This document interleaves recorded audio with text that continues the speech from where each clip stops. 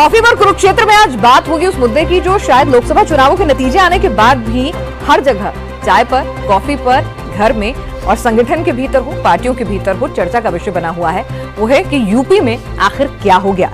UP में BJP जो है नंबर 2 की पार्टी कैसे और क्यों बन गई, गलती किसकी, कहां हुई, इसको खंगालने की कोशिश पार्टी और संगठन भी कर रहे हैं। इस बीच विपक्ष जो है मजे ले रहा है, तो कहीं से खबरें आ रही हैं कि भीतर घात हो गया, जयचंदों की बात कही जा रही है। तो कौन है ये जयचंद, किसने किया भीतर घात, क्या रही वजह? ब्राह्मण नाराज हैं, राजपूत नाराज हैं या फिर कुछ और वजह है? और विपक्ष इस मौके पर कैसे फूट डालने की कोशिश कर रहा है, चुनाव से पहले भी और चुनाव के बाद भी यूपी की लीडरशिप को लेकर।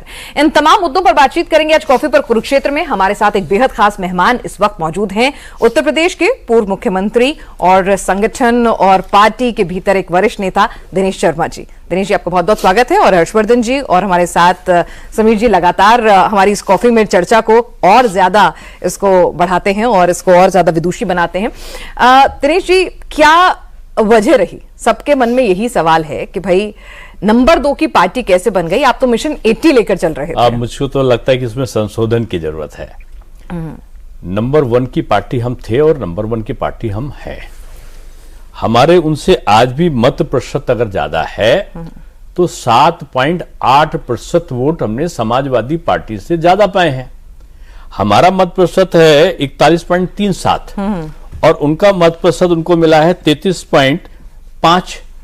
यानी हम आज भी नंबर 1 की पार्टी कौन है उत्तर प्रदेश में? वो है बीजेपी। और नंबर 2 की पार्टी है वो है समाजवादी पार्टी। अब आप कहेंगे कांग्रेस को जोड़ लो। अगर आप कांग्रेस को भी 3.4% का वोट है उनका, उनको भी जोड़ लो तो ये पाएंगे 37.04 और हमारा मत प्रतिशत है 41.37। दिनेश जी, तो वाली बात हो गई जो किसी जमाने में समीर जी राहुल गांधी कहा करते थे कि बीजेपी को इतने प्रतिशत लोगों ने वोट नहीं दिया, आधी से ज्यादा लोगों ने तो कांग्रेस को वोट दिया। लोग बीजेपी को नकारते हैं। जब हम नंबर गेम को छोड़कर और प्रतिशत की बात करने लगे तो फिर तो देखिए, लोकतंत्र में आप क्या बोलते हो? लोकतंत्र में यही बोलते हो कि जिसकी जो ज्यादा मत जिसको मिलता है वही विजेता है। हमें मत ज्यादा मिले, सीट के अंतर में हमारी कुछ कमियां आई हैं। तो जब मत, अगर आप कह रहे हैं मत ज्यादा मिलते हैं तो फिर उस हिसाब से तो राहुल गांधी का लॉजिक भी सही था।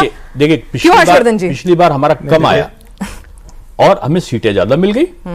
ये लोकल इक्वेशंस के आधार पर हम कभी बढ़ते हैं, हम मींस पार्टी जो चुनाव लड़ते हैं, और कभी वो घटते हैं। इस बार का जो सिनेरियो था पूरे भारतवर्ष में अगर आप देख लो तो कोई प्रदेश ऐसा नहीं जहां बीजेपी के मत प्रतिशत बढ़े नहीं हो। हमने जो विधानसभा में पाए थे, चाहे कर्नाटका हो हमने ज्यादा पाया, चाहे तमिलनाडु में तो हमने बम्पर आगे किया, और तेलंगाना में जो हम 3-4% थे हम 35% पे पहुंच गए।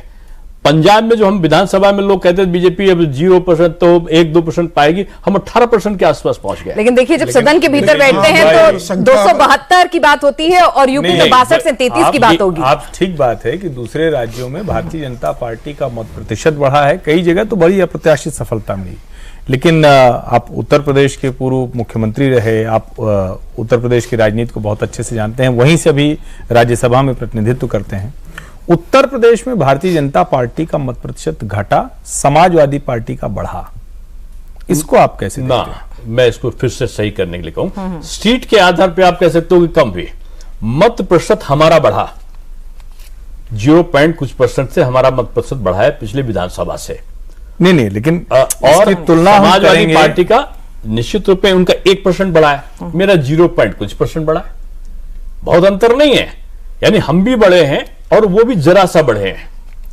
अपने बीजेपी से नहीं बढ़े हैं, वो अपने से बढ़े हैं। पिछले लोकसभा चुनाव में 49.56 ये आपका मत प्रतिशत। आप लोकसभा की बात कर, आप 41 इसके बाद लोकसभा के बाद जो कंपैरिजन होता है ना, तो जो बाद का चुनाव होता है उससे होता है। लोकसभा के बाद 2022 में विधानसभा आया और हम विधानसभा से हमारी स्थिति बढ़ी है, ये मैं कहना चाह रहा हूं।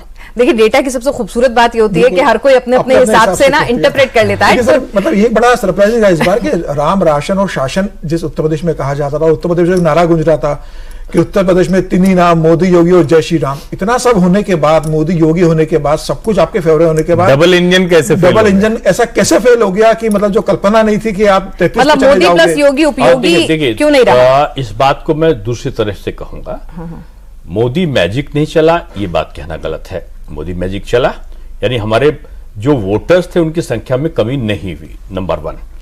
दूसरी चीज है कि हमारी सीटें कम आई, जो आप कह रहे हैं उसका जवाब मैंने ये दिया कि सीटें कम होने का है लोकल इक्वेशंस पे, जो मत पड़ते हैं लोकसभा वार, उनमें कभी कभी बहुत कम वोटों से हार और जीत हो जाती है, उनके कारण सीटें घटती बढ़ती हैं। कभी हमारे पक्ष में आई थी, पिछली बार हमारे पक्ष में आई थी, अब की उनके पक्ष में आई, लेकिन मतदाता और आकर्षण मोदी जी और योगी जी के प्रति कम नहीं हुआ, क्योंकि मत प्रतिशत हमारा कम नहीं हुआ।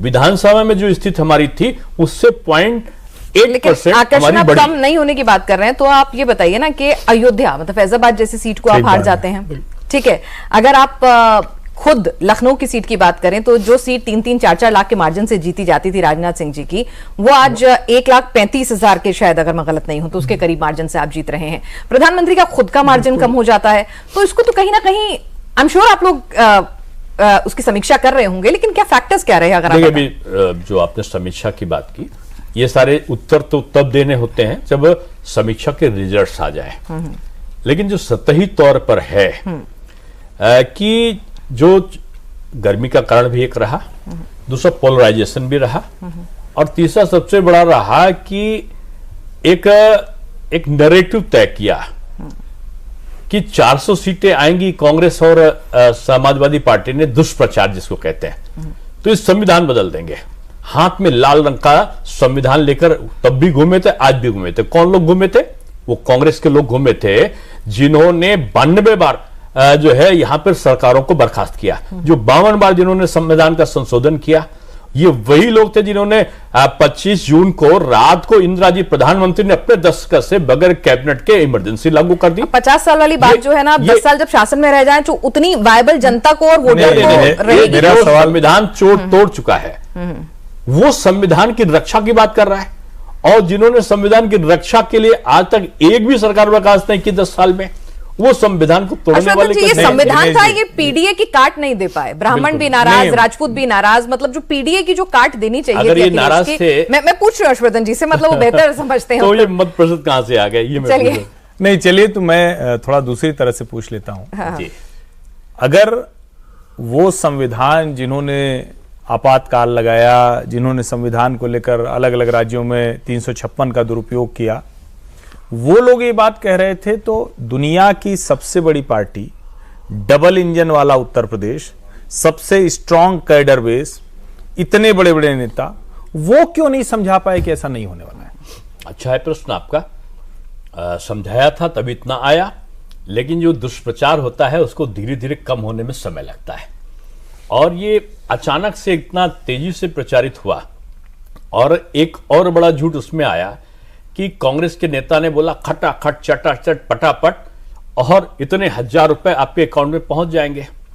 मैं कहता हूं कि उसका प्रभाव पड़ा या नहीं पड़ा वो एक विषय अलग है, लेकिन प्रश्न आज ये है कि झूठ का राजनीति में किस प्रकार से प्रचार होता है कि अगर आप देने के लिए आपने था, तो आज आपके पास कांग्रेस में हिमाचल की सरकार है, आज आपके पास कांग्रेस की कर्नाटका में सरकार है, कई जगह आपकी सरकार है। अगर आप वो दो पैसा देना जा रहे थे लोकसभा चुनाव के बाद, तो राहुल गांधी जी को मैं कहूंगा कि उनको अब पैसा दे कम से चलिए, कम। हमने मान लिया उनका झूठा नैरेटिव, झूठ प्रचार का जो नैरेटिव तैयार किया उसका दुष्प्रभाव पड़ा। चलिए मान लिया, लेकिन अब ये तो बता दीजिए कि जयचंद कौन है? बीजेपी में जयचंद नहीं हुआ करते, ये नहीं, मैं नहीं कह रही हूँ, बीजेपी के उम्मीदवार कह रहे हैं, बीजेपी के ही उम्मीदवार कह रहे हैं, पार्टी को भीतरघात। अब कोई की व्यक्तिगत राय हो तो मैं नहीं कह सकता हूँ। बीजेपी राघव लखनपाल का बयान है, उनका अभी का बयान है, राघव लखनपाल का है, सलेमपुर से रविंद्र कुशवाहा का है, ढेर सारे ऐसे लोग हैं जो कह रहे हैं कि हमारी पार्टी के लोगों ने हरा दिया। बीजेपी कैडर बेस्ड पार्टी है, 2 सीटों से हमने अपना राजनीतिक यात्रा को शुरू किया था। आज भी, आज के दिन जब आपसे बात कर रहे हैं, दुनिया की सबसे बड़ी पार्टी हम हैं, 22 राज्यों में हमारी सरकार है। हमको कहा जाता पीछे हो गए, हमने अरुणाचल जीता, हमने उड़ीसा जीता, इसी लोकसभा के साथ में हमने एनडीए की सरकार आंध्र प्रदेश में बनाई, हमने सिक्किम में बनाई, इतिहास रचा गया है तीसरी बार, जब पूरी दुनिया के नेता एंटी इनकम्बेंसी फेस कर रहे हैं, मोदी जी दोबारा आते हैं तीसरी बार, ये अपने आप में इतिहास इसमें कोई नहीं प्रतिशत से आते ठीक है, लेकिन इस बात को भी आप बेकार नहीं कर सकते ना, अच्छा गप गप, बुरा ऐसे नहीं हो सकता ना। मतलब मेरी ही पार्टी का अगर मेरा प्रत्याशी अगर कोई बात कह रहा है तो I have to address it. BJP जब जीतती है तब भी सीखती है, और जब आशा से कम सीट्स आती हैं लेकिन तब भी वो सब परीक्षण करती है। एक मिनट, ये जरूरी, बड़ा अच्छा, बहुत ठीक जगह लाए आप, और मैं उम्मीद करता हूं कि इसको थोड़ा आप विस्तार के साथ बताएंगे। आपने कहा बीजेपी जब जीतती है तब भी सीखती है और हारती है तब भी सीख छिपी होती है। इस वाली हार में, और अब तो कहा जा रहा है कि बड़ी समीक्षा बैठक हो गई, कई तरह की रिपोर्ट बंद लिफाफे में, खुले लिफाफे में, अलग अलग प्रांतों की, इस बार की सीख क्या है? कोई 1, 2, 4 अगर सीख इस बार की तो यही है कि अब 2027 में 2/3 नहीं 3/4 से जीतना है। ये कार्यकर्ताओं के लिए सीख है, और कार्यकर्ताओं के लिए ये है कि हमको ओवर कॉन्फिडेंस नहीं रहना है। बहुत सी जगह जैसे लोग 400 पार तो मान लिया और ये सोचे कि एक सीट अगर नहीं जीती तो क्या बात होगा। अब यह है कि एक एक सीट पर काम करना है अभी से, और काम पे लगकर करना है। हम 2 से और हम 353 वाली एनडीए बन सकते हैं। हार की वजह पता चलेगी तब ना आगे बढ़ेंगे। दुनिया की सबसे बड़ी पार्टी भारतीय जनता पार्टी बन गई है, उत्तर प्रदेश की इतनी बड़ी पार्टी है। जिन विपक्ष को आप इतना सहयोगी दलों को आप साथ में लेकर चलते हो, फिर संजय निषाद हो, अनुप्रिया पटेल हो, या फिर ओम प्रकाश राजभर हो, जो पार्टी छोड़ के चले जाते हैं, योगी के खिलाफ बोलते हैं, पार्टी के खिलाफ बोलते हैं, आप फिर लेकर आते हो, फिर पार्टी हारती है तो अब वो अपने तेवर अलग दिखा रहे। तो ऐसा क्या है भारतीय जनता पार्टी की मजबूरी कि इन लोगों को पार्टी साथ में रख पाती है, जिनका 1-1, 2-2% का वोट बैंक है, और फिर वो पार्टी को आंखें दिखाते हो, पार्टी सुनती रहती है। देखिए, मैं इसको दूसरी तरह विस्तारित करूंगा मोदी जी के एक शब्द से, कि उन्होंने कहा कि जाति 4 हैं, एक का नाम है युवा, दूसरे का नाम उसका हमको रोजगार देना है, दूसरा है महिला जिसका सशक्तिकरण करना है, तीसरा है किसान जिसकी आमदनी को दुगना करना, और चौथा है गरीबी जिसको हमको समूल से नष्ट करना है। 4 जाति के अलावा हम किसी जाति पर काम नहीं करेंगे। और उन्होंने जातिवादी व्यवस्था के विरुद्ध एक नया सिस्टम को डेवलप करके कि भारतीयता के परिप्रेक्ष्य में सब मिलकर काम करें और जातीयता का जो जहर है वो समाज में कम हो। लेकिन एकदम से मेरे नारे से कम नहीं हो जाएगा। दिनेश जी, ये बातें धीरे-धीरे हम जब इस पे काम करेंगे, आइडियोलॉजिकली तो अच्छी लगती है, लेकिन ये बात भी हम जानते हैं कि राजभर जी ने क्या-क्या नहीं कहा था मोदी योगी जी को लेकर। उनका बयान जो है वो सब कैमरे के सामने, आज की एक राजनीति की आवश्यकता, पाठक जी के सामने कान पकड़ पाए गए। जातीय आधार पर राजनीति जो है ये धीरे-धीरे जाएगी, और धीरे-धीरे जाने का प्रयास बीजेपी ने शुरू कर दिया है। लेकिन हम एकदम जाति के आधार पर राजनीति नहीं करेंगे। इतनी निर्भरता, ये एक मुश्किल है। अनुप्रिया पटेल के पति मंत्री बनते हैं, अनुप्रिया केंद्र में मंत्री बनती है, और आज प्रकाश राजभर योगी सरकार में मंत्री बनते हैं, उनके बेटे को लोकसभा का टिकट दिया जाता है, हारने पर राज्यसभा के लिए वो जीत मत कह रहे हैं।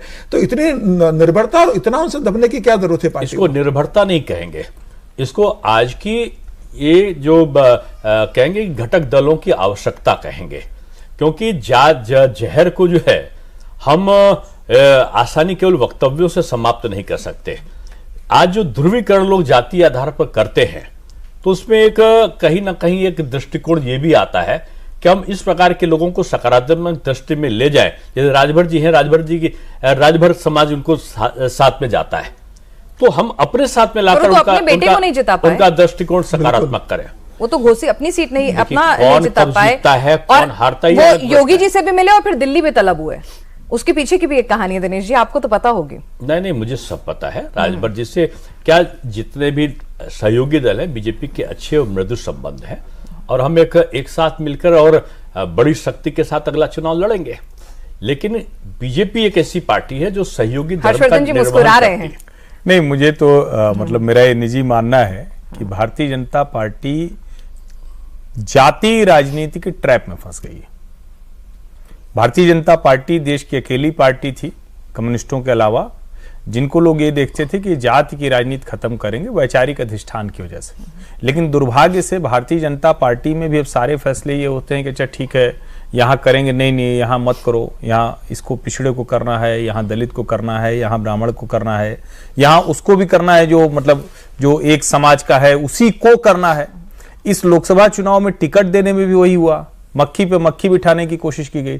तो मुझे तो लग रहा है कि जातीय राजनीति करने वालों से ज्यादा जातीय राजनीति भारतीय जनता पार्टी कर रही है और उसका नुकसान हुआ। इसको यूं कहेंगे कि जातीय राजनीति का असर कम करने के लिए और जातीय राजनीति की दृष्टि को सकारात्मक करने के लिए अगर कहीं बीजेपी ने इसका प्रयोग किया है तो ये मैं समझता हूं इसको हम नकार नहीं सकते। ये आज की आवश्यकता बनी है, ये धीरे धीरे जाएगी, लेकिन इसको खत्म भी बीजेपी कर सकती है। श्री राम जन्मभूमि मंदिर आंदोलन चला, लोग अपनी जात भूल गए थे, केवल हिंदुत्व उनको याद था, हिंदू याद था, लेकिन वोट करते टाइम तो हिंदुत्व याद नहीं रहा। बीजेपी ने पासी जाति याद रही, मुझे लगता है। इस बार तो मुस्लिम समीकरण याद रहा। कभी वोट के लिए इस्तेमाल नहीं किया और हमारा मुद्दा भी कभी राम मंदिर नहीं रहा। हमने हमेशा चुनाव लड़ा तो विकास के मुद्दे पर लड़ा। राम मंदिर आस्था का प्रश्न था और आज भी आस्था का प्रश्न है। अयोध्या में विकास नहीं हुआ, सभी जगह विकास हुआ है। अयोध्या में तो जो अयोध्या विधानसभा है उसमें तो हम जीते भी हैं, फैजाबाद लोकसभा में हम हारे हैं, और जो अभी उपचुनाव होंगे आप देखेंगे मिल्कीपुर जीत जाएंगे। हाँ, निश्चित जीतेंगे। हम अपनी कमी को पूरा कर लेंगे, यही कमी पूरा करने का नाम ही भाजपा है। करहल हम हर जगह अपना परफॉर्मेंस अच्छा करेंगे। अच्छा, नहीं, लेकिन एक सवाल, चूंकि आप कह रहे हैं ना कि विचार में ठीक बात है, संघ में कोई नहीं जानता था कौन किसकी जाति है, भाजपा में नहीं जानता, उसमें नहीं जानता है, लेकिन अब तो जाति के आधार पर ही सारी बात होती है। और एक और सवाल उसके आगे आता है कि क्या, जिसको बार बार कहा जा रहा है और कई बार दिखता है, क्या भाजपा का जो मूल विचार का कार्यकर्ता है, जो भारतीय जनता पार्टी के वैचारिक अधिष्ठान से जुड़ा हुआ है, उसकी थोड़ी अब कम सुनी जा रही है, वो थोड़ा सा हाशिए पर चला गया है। बाहर से आप कई बार लोग मजाक में, भाजपा के एक दो नेता तो मुझको मजाक में मिलते हैं कहते हुए कि कुछ दिन के लिए दूसरी जगह जाओ, लौट के आओ तो थोड़ा सम्मान बढ़ेगा। ये भी एक वजह है। ये तो उसको भड़काने के लिए विपक्षी बोलते हैं। बीजेपी का जो मूल कार्यकर्ता है इतना कमजोर नहीं है कि उसको कोई हिला सके। वो एक आइडियोलॉजी के साथ में आता है, वो कोई स्वार्थ के साथ में नहीं आता, कोई पद और दायित्व के लालच में नहीं आता। आज भी जो दल लाखों करोड़ों खर्चा करके भी अपने कार्यकर्ताओं से काम नहीं करा पाते, वो बीजेपी के कार्यकर्ता अपना पैसा खर्चा करके करते हैं। ये बात अलग है कि उनके मन में कुछ नए और पुराने का जो सामंजस्य है अगर कहीं ठीक से नहीं बैठता है तो कोई ना कोई विचार आते हैं। लेकिन बीजेपी, मैंने कहा, कैडर बेस्ड पार्टी है, इसलिए अपने कार्यकर्ताओं को वो समझाने में, उनको क्रियाशील बनाने में वो सफल रहता है। दिनेश जी, ये भी एक अनुप्रिया, वो फिर ठन गोपाल रह जाता है। हाँ। नहीं, ऐसा नहीं, मैं मूल कार्यकर्ता हूं। नहीं, इसीलिए मैं अपना उदाहरण बताऊं। मैंने बहुत सारे दायित्व पाए, डिप्टी सीएम नहीं रहा, मुझे राज्यसभा भेजा गया, मुझे महाराष्ट्र का प्रभारी बनाया गया। लेकिन विधान परिषद और राज्यसभा में, अच्छा वहां आप ले आए गया मैं 68, लेकिन विधान परिषद और राज्यसभा में भारतीय जनता पार्टी के मूल लोगों से ज्यादा अभी बाहर के लोग आ गए। अब आपके उत्तर प्रदेश से, और मैं किसी का नाम नहीं ले रहा हूं, अब क्या है, मूल विचार वाला हर बार लाइन में लगा रह जाता है। विधान परिषद की सूची आए या फिर दूसरे, अभी भी देखिए स्वामी मौर्य जी गए तो उनकी जगह देखिए कौन आता है। जितिन प्रसाद भी बाहर, अभी जो 2 विधान परिषद की सीटें खाली हो रही हैं, जितिन प्रसाद ब्राह्मण, अब हो सकता है कि उनकी जगह कोई ब्राह्मण आए, कौन आएगा पता नहीं, लेकिन स्वामी प्रसाद मौर्य, वो मौर्य है तो उनकी जगह कौन आएगा, लेकिन दोनों ही बाहर के थे। देखिए, बीजेपी में जो आ गया तो बीजेपी का प्रयत्न यही रहता है कि उसको बाहर वाला शब्द उसके साथ खत्म होकर वो अपने में मिल जाए। गंगा नदी में तमाम नदियां छोटी मोटी आ जाती, मिल जाती हैं और मिलके पवित्र गंगा जल बन जाती हैं। चलिए, आप कुनबे को बढ़ा रहे हैं, लेकिन कुनबे से हम अपनी मूल संस्कृति नहीं छोड़ रहे हैं, हम अपनी आइडियोलॉजी नहीं छोड़ रहे हैं, हम अपना मुद्दा नहीं छोड़ रहे हैं। हम जो काम करते थे राम जन्मभूमि, तो हम उसी बोल रहे हैं, हम धारा 370 बोलते थे उसी बोल रहे हैं। हमारे एजेंडे पर अगर कोई आ रहा है तो उसका स्वागत है, हम किसी के एजेंडे पर उसके साथ नहीं जा रहे हैं। आपने कहा 68 जिलों में आप घूमे, ठीक है, तो निश्चित तौर पर आपने बातचीत भी की होगी ग्राउंड जीरो पे, आपके बिल्कुल किए, संगठन के कार्यकर्ता तमाम लोग होंगे, आप उनसे मुलाकात की होगी। तो एक खबरें ये भी आती है, कुछ डेटा भी इस तरह के और इंगित करता है, हर्ष जी शायद उससे इत्तेफाक रखेंगे, राजपूतों का वोट उस तरह से आपको नहीं गया, ब्राह्मणों का वोट उस तरह से आपको नहीं गया, दलित वोट को भी ट्रांसफर करने में जिस तरह से होना चाहिए था वो समाजवादी पार्टी की तरफ ज्यादा खिसका। ये तमाम फैक्टर्स कहां चूक हो गई? नहीं, किसका गया किसका नहीं गया तो ये तो पहले पता नहीं चलता है। दूसरी बात, अगर इनका चला गया उनका चल गए, सभी अगर चले गए तो ये 41 पॉइंट कुछ % कैसे आए? यानी जितने विधानसभा में थे मेरे उतने ही तो मत प्रतिशत हैं। अगर ब्राह्मण नाराज नहीं है, कहीं नहीं, मैं जाति के आधार पर नहीं कह, उत्तर प्रदेश की जनता संतुष्ट है और भारत की जनता संतुष्ट है, इसीलिए तीसरी बार माननीय मोदी जी एक ही व्यक्ति के नेतृत्व में तीसरी बार इंडिया पर अनुप्रिया पटेल ही संतुष्ट नहीं है। अब पहली बार ऐसा हुआ है कि कोई सहयोगी, जो बात बंद कमरों में होती थी, आमतौर पे होता है कि आपकी कुछ नाराजगी है, कुछ शिकायत है, बंद कमरों में टेलीफोन पर बात हो जाती थी, मीडिया तक फुसफुसाहट में खबर पहुंचती थी, आज तो चिट्ठियां बंटने लग गई हैं बाकायदा। अब ये जो सहयोगी दल है ये उसके विचार की विचार का प्रश्न है। उसको सहयोगी धर्म का निर्वहन कैसे करना है ये उससे तय करना है। चिट्ठी लिखनी चाहिए थी या नहीं सार्वजनिक? नहीं, देखिए, जो बीजेपी में संवाद की कोई कमी नहीं है और बीजेपी में सभी बड़े नेताओं को के द्वार खुले हैं और मैं समझता हूं किसी के पास भी कोई अपनी समस्या को रख सकता है। इसमें लोकतंत्र है और मैंने अपनी आंख से देखा। मैं माननीय अटल जी के आखिरी चुनाव को सभी कुछ मैं देख रहा था। एक छोटा सा कार्यकर्ता आ रहा है, अटल जी आज आपने भाषण अच्छा नहीं दिया, आपको ये बोलना चाहिए था। उनका क्या बोलना चाहिए था? सुना उन्होंने एक छोटे से कार्यकर्ता अटल जी से वक्ता से। अटल जी की बात से मैं आपका जिक्र करना चाहता हूं कि आपके चुनाव प्रचार के समय कोई वाकया हुआ था कि पजामा कुर्ता, कि मैंने कुर्ता पहना है पजामा नहीं पहनूंगा। देखिए, क्या किस्सा था? बड़ा चर्चित किस्सा रहा है वो। ये मेरा सौभाग्य था कि मैं उनका स्नेह पात्र बचपन से था माननीय अटल जी का और आखिरी चुनाव मैंने उनके सभी चुनाव में देखा। उन्होंने मुझे मेयर के चुनाव के एक दिन पहले कहा कि एकदम नामांकन था कि डॉक्टर तुझे भरना है नामांकन। मैंने कहा अगर आप आओगे तभी मैं करूंगा। उन्होंने कहा मैं लोकसभा का सदस्य हूं, यहां का हूं और तुम्हारे नगर निगम चुनाव में आऊंगा। हम कहा फिर नहीं लड़ूंगा। तो बोले शर्त रख रहे हो? आऊंगा। और वो 104 बुखार था उनको। उनके प्रिय आदरणीय शिव कुमार जी ने, मानी टंडन जी ने मना कर दिया, नहीं आएंगे। लेकिन उन्होंने कहा कि मैंने इससे वादा किया, मैं जाऊंगा। धीरे धीरे चढ़ के गए। लोगों ने नारा लगाया हमारा नेता कैसा हो? लोगों का अटल बिहारी जैसा हो। बोले धीरे धीरे चलने वाला नहीं, तो युवा चाहिए। फिर क्योंकि बोल नहीं पा रहे थे, खड़े हुए और उन्होंने कहा कि मैं आपको अच्छा क्यों लग रहा हूं? तो उनका अटल जी आज आपने अच्छे कपड़े पहने। तो उन्होंने कहा कि आपको अच्छा क्या लग रहा है? बोले कुर्ता।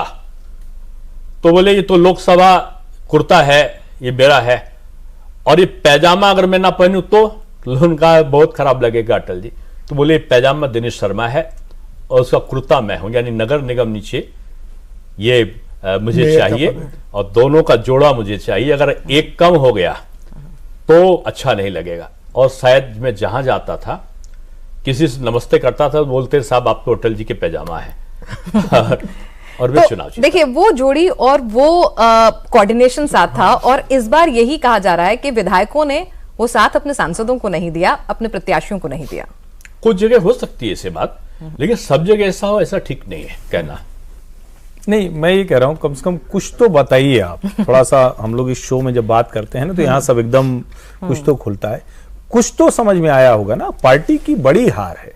आप भले कहें मत प्रतिशत हमारा, मैं पूरा कर लूं इसे, लेकिन जो पार्टी 2014 में 71 + 2 73 पर खड़ी थी, जो पार्टी सपा बसपा के आने के बाद भी 62 + 2 64 पर खड़ी थी, और ठीक है विपक्षी पार्टियां तो बिल्कुल हमला करेंगी कि मोदी जी का अंतर घट गया, अयोध्या हार गए, इलाहाबाद की सीट 40 साल बाद कांग्रेस जीत गई, तो वो सारी बातें तो कही जाएंगी। लेकिन क्या आपको नहीं लगता कि कोई ऐसी वजह, कुछ ऐसी गड़बड़ है बड़ी, और अब तक जो समीक्षा बैठक हुई उसमें निकल के आई होगी कि इस बार आप 33 सीटों पर रह गए, 33 पर? देखिए इसको मैं उल्टा करके देखता हूं। बीजेपी कम से कम हम 2 सीट थे और जनसंख्या सर 2 के बाद 303 भी हुए, उससे हम तो वहां से चलेंगे ना सर। अब तो पैरामीटर इतना पुराना न रख के लेटेस्ट वाला रख लें। जहां पर कम वहां पर हम, ये हमारा कार्यकर्ता कहता है।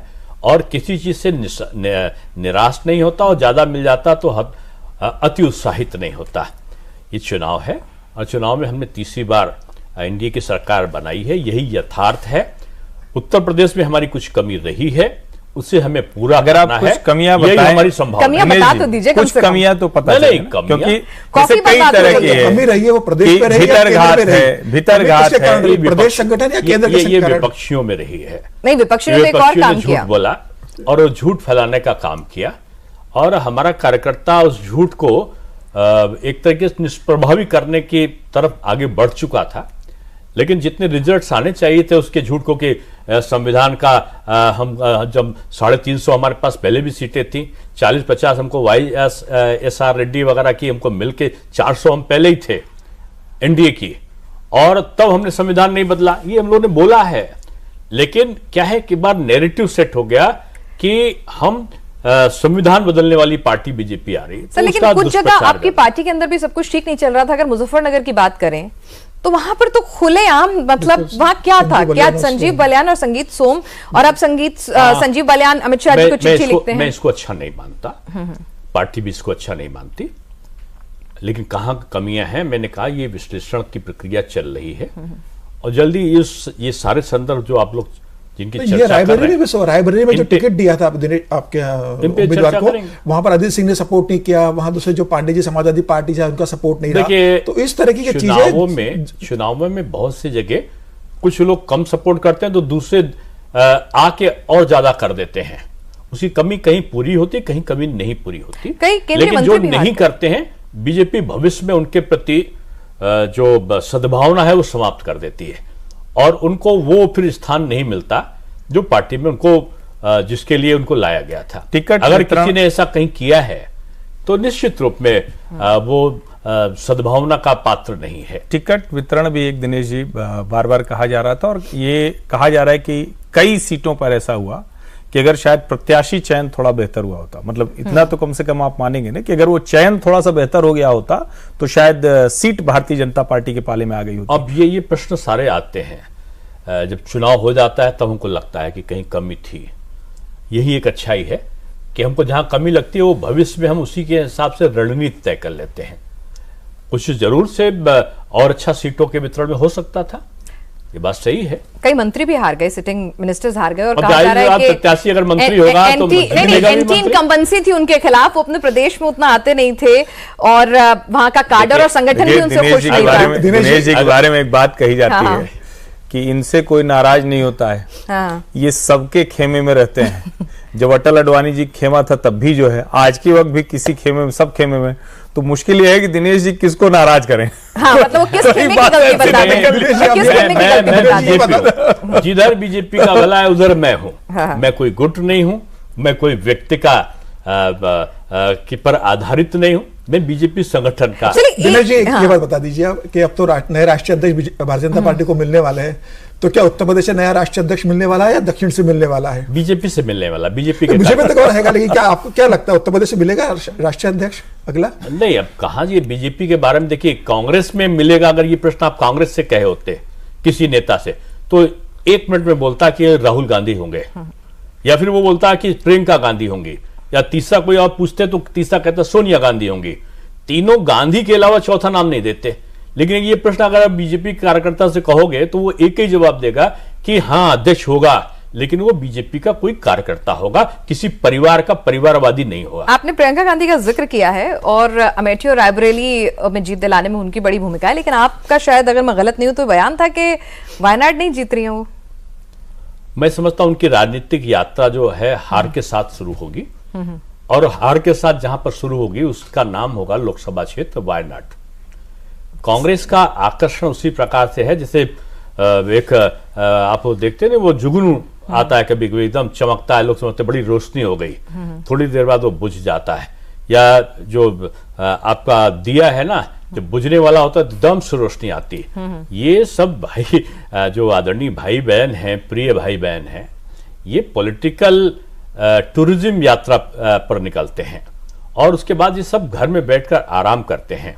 मोदी जी हुए, अमित शाह जी हुए, योगी जी हुए 24 घंटे परिश्रम से काम करके अपनी खामी को दूर करने की कुव्वत रखते हैं और इनका जो वट वृक्ष है उसकी जो नींव है उसका मुकाबला इस पूरी दुनिया में किसी भी देश के संगठन के पास नहीं है। उसका नाम है राष्ट्रीय स्वयंसेवक संघ।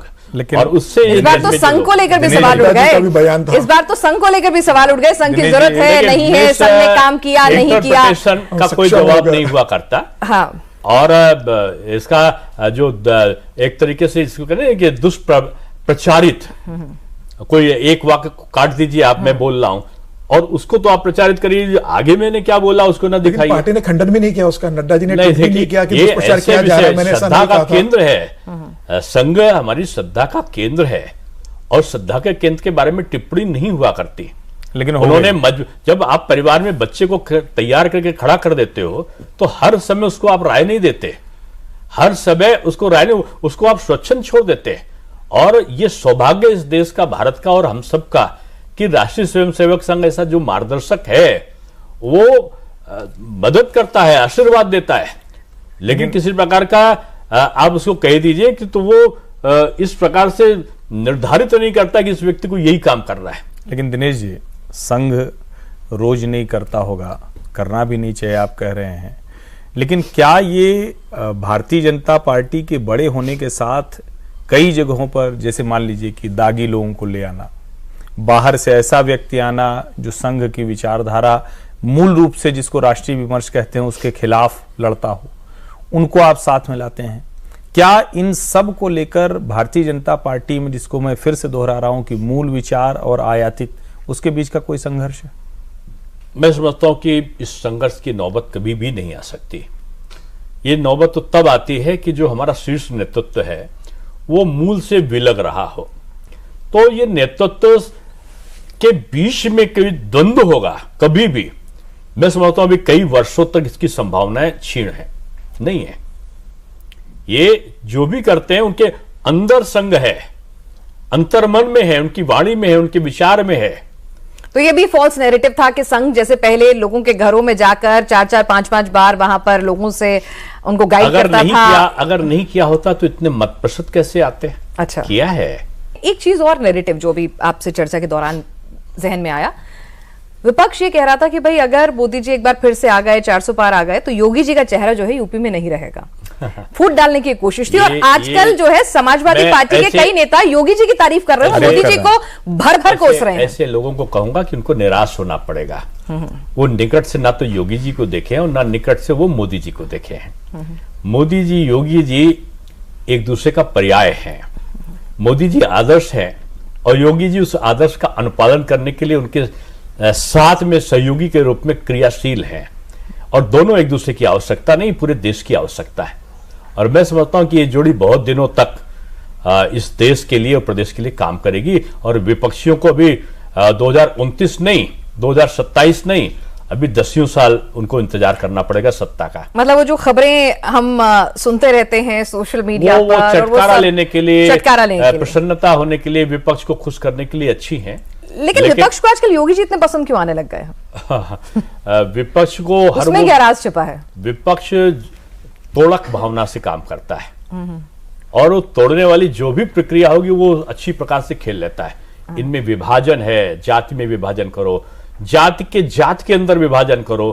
ब्राह्मण है तो इस सरयू पारी को कानकुब से लड़ा दो, ये अगर यादव है तो कोई और 3 भागों में बांट दो, हिंदू को मुसलमान से लड़ा दो। ये काम में एक्सपर्ट है, इन्होंने थीसिस लिखी है, पीएचडी इनको प्राप्त है। ये विपक्ष को, खासतौर से कांग्रेस को और समाजवादी पार्टी को क्यों नहीं आने देना चाहते थे अंबेडकर जी को?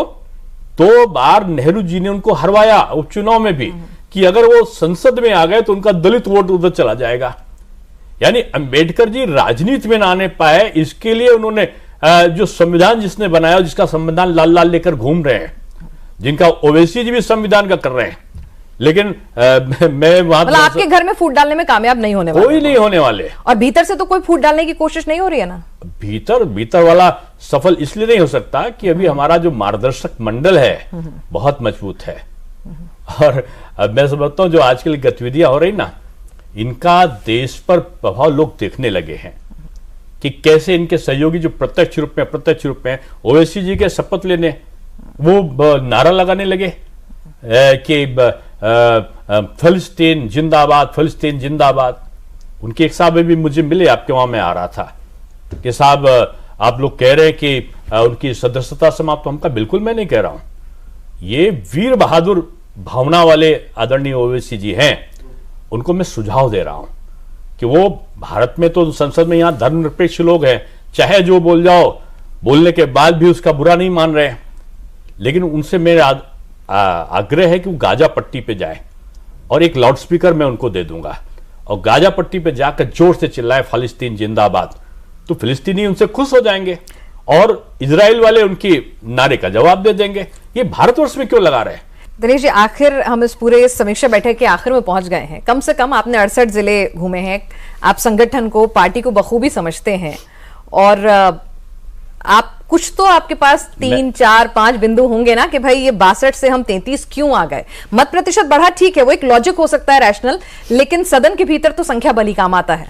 नहीं, अब ये चीजें हैं ना, हम अब ये चीज को अपने कार्यकर्ताओं के बीच में बात करेंगे, मीडिया को नहीं बताएंगे। कार्यकर्ता, मीडिया बहुत सारी बातें सार्वजनिक फोरम पर नहीं होती, और हमारा कार्यकर्ता स्वयं में नेतृत्वकर्ता की विचारधाराओं के काफी करीब रहता है, और चिंतन मनन करेंगे। जहां मैंने कहा कि हम जीतते थे तब भी समीक्षा करते हैं, जहां पर कमी होती तब भी समीक्षा करते हैं। लेकिन विधानसभा चुनावों के लिए तो अगर इसी को लीड में जो एक डेटा हम लोग भी इंटरप्रेट करते हैं कि लोकसभा महीने में समीकरण बदलते हैं, अभी तो बहुत दिन बाकी है। और आपने देख लिया जिस दिन परिणाम आए उसी दूसरे दिन से लोगों की विचारधाराएं बदलना शुरू हो गई। जिस तरह से नंग नाच सड़क पे शुरू हुआ, नहीं मतलब आपको हरा कर उत्तर प्रदेश के लोग दुखी हैं, ऐसा आप कहना चाह रहे हैं? देखिए बहुत सारे लोग ऐसे हैं जिन्होंने अगर वोट नहीं डाला होगा तो उनको इस बात का दुख होगा कि मोदी जी ने इतना काम किया है। लेकिन बेरोजगारी और महंगाई भी अखिलेश ने याद दिलाया लोगों को। बिल्कुल, बेरोजगारी अगर अखिलेश जी कहते हैं तो अखिलेश जी के आदरणीय नेताजी भी जब मुख्यमंत्री थे और उसके पहले भी आदरणीय बहन जी थी तब नौकरी नहीं दे पाए थे। 6 लाख से ऊपर नौकरियां सरकारी दी हैं योगी जी के समय। 3.5 करोड़ अप्रत्यक्ष रूप में रोजगार सृजन हुआ है उत्तर प्रदेश में। अप्रत्यक्ष रूप में चाहे हमने मुद्रा लोन के माध्यम से किया हो, चाहे हमने मनरेगा के माध्यम से दिया हो, चाहे हमने मोबाइल कंपनियों को लगा के दिया हो। ये तो मानना पड़ेगा जनता तक कुछ नहीं पहुंचा है। नहीं, जनता के पास कुछ मैसेज नहीं पहुंचा है, या क्या मिसकम्युनिकेशन हुआ है, भीतर घात हुआ है, चयन गलत हुआ है, विपक्ष अगर कामयाब हुआ है, या पीडीए काम करा है। तो कहीं ना कहीं इस पर आप समीक्षा करेंगे, हमें भले ही ना बताएं लेकिन समीक्षा की रिपोर्ट जो है धड़ाधड़ जा रही है। पीडीए का मतलब लोग जान गए कि यादव मिलेगा तो 5 यादव का मिलेगा तो 5 टिकट एक ही घर को मिलेंगे।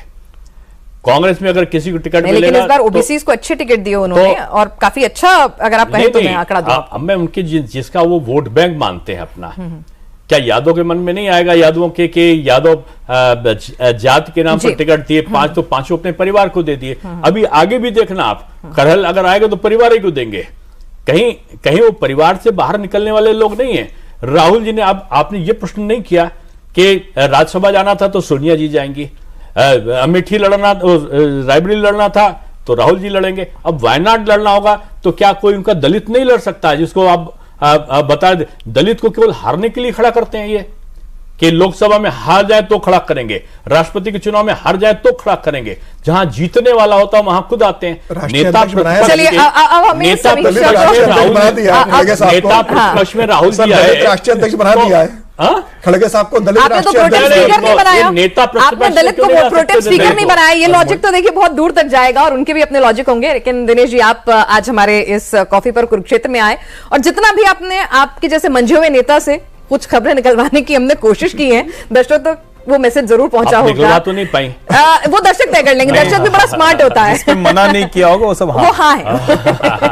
बहुत अच्छा लगा, आपकी कॉफी ठंडी हुई है और मैं समझता हूँ अब ये जो हुआ है वो भी ठंडी हो जाएगी और जल्दी से गर्मा गर्म बीजेपी की जीत दिखाई पड़ेगी। चलिए, आज के लिए कॉफी पर कुरुक्षेत्र में बस इतना ही।